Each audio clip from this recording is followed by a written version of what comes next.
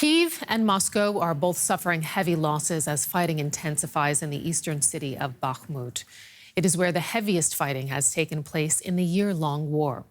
President Zelensky overnight vowed to, quote, destroy Russia there, saying that Ukraine's future depends on the outcome of what happens in Bakhmut and other key areas.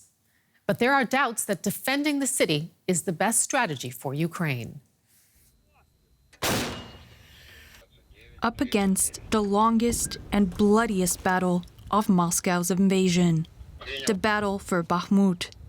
The Ukrainian unit fires back, fending off Russian attempts to take control of the city center. Fierce fighting has inflicted heavy losses on both sides, but Ukraine says the battle for Bakhmut is one of the decisive fights for its future. The situation in the east is very tough, very painful. We need to destroy the enemy's military power, and we will.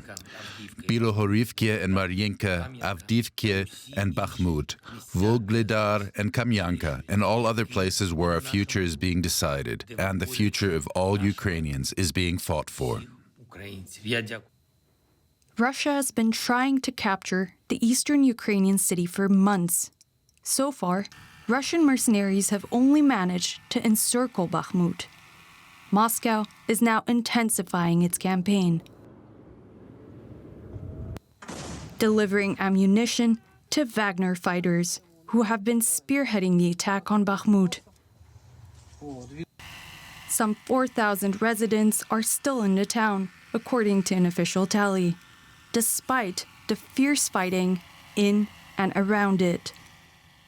For Russian commanders, the capture of the city would mean an opportunity to deliver good news to the Kremlin. And for more, let's bring in correspondent Matthias Bollinger, who is joining us from Kyiv. Matthias, just walk us through what is happening right now in Bakhmut and who has the upper hand.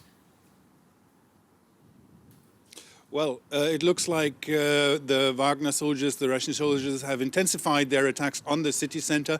They have been controlling the eastern part of the city for some days now. There is a river separating the territories, and it seems that they are now attacking on the other side of the river on the territory that Ukraine is controlling. However, it's very unclear whether they are making any progress. It's been their tactics so far for quite some time to just continue attacking no matter what. Accepting huge losses, of course, and they have been successful, but in a very slow way so far. So it's not possible to say exactly who is standing where at the moment, but the fierce battles inside the city, in the city center, they seem to be continuing, while Russian bloggers are complaining that the Russian side is not making real progress. The Ukrainians continue to defend the city, and there has been some discussion. Military experts have been weighing in about, how strategic, in fact, this particular area is. So just walk us through what the debate is here. Yeah, so the losses of the Ukrainian side are presumably also very high. We don't have exact figures, as always, from either side.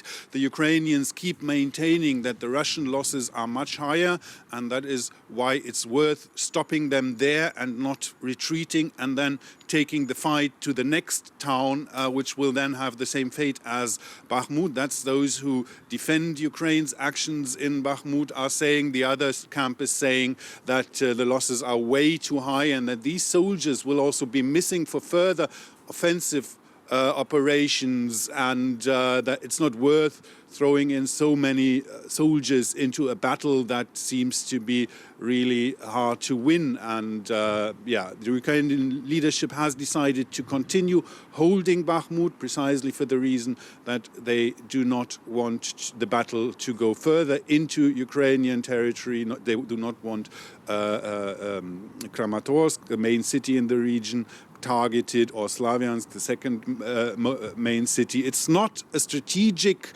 location in the sense that it would open or lots of roads into the country. There are a few roads that lead to these two cities that I've just mentioned, but it's not a major transport hub. It's not a hill that you conquer and then you can move beyond the hill or something like that.